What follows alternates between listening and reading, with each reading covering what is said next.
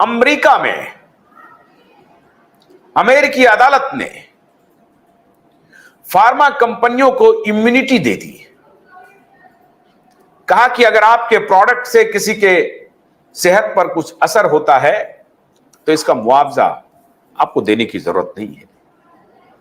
अब यह कैसा न्याय है? यह नैसर्गिक न्याय की अवहेलना थी,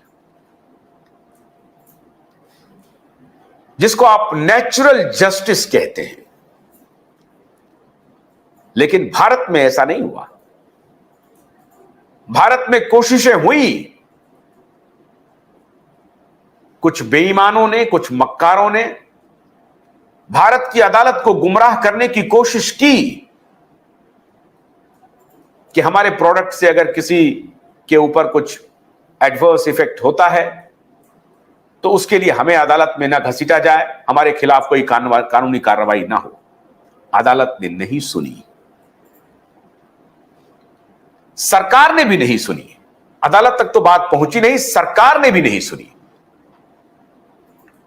इसको कहते हैं पूरे वातावरण का मन मिजाज होना।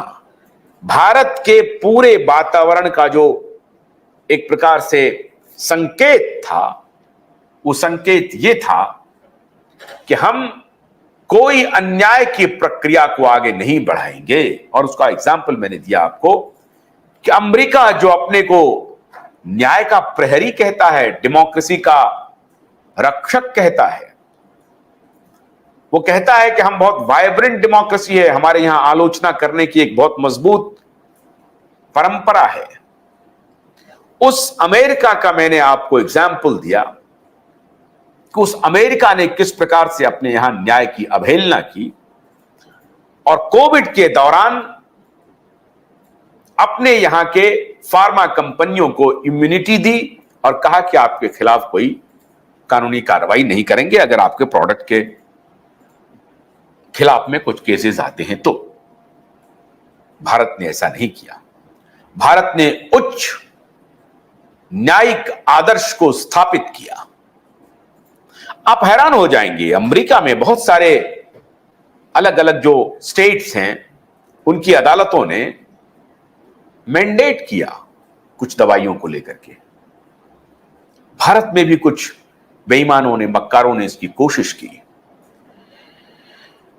लेकिन उस मैंडेट को हमारे यहां की अदालत ने, हमारी न्याय प्रक्रिया ने अस्वीकार कर दिया।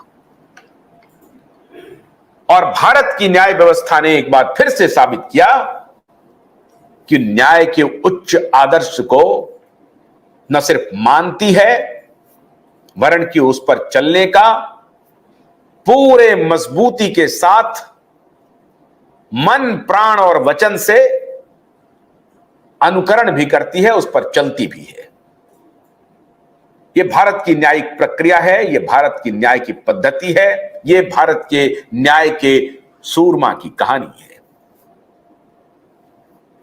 ऐसे कई दृष्टांत मैं आपको दे सकता हूं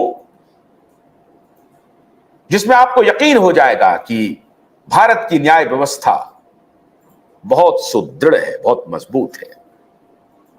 लेकिन पिछले 75 वर्षों में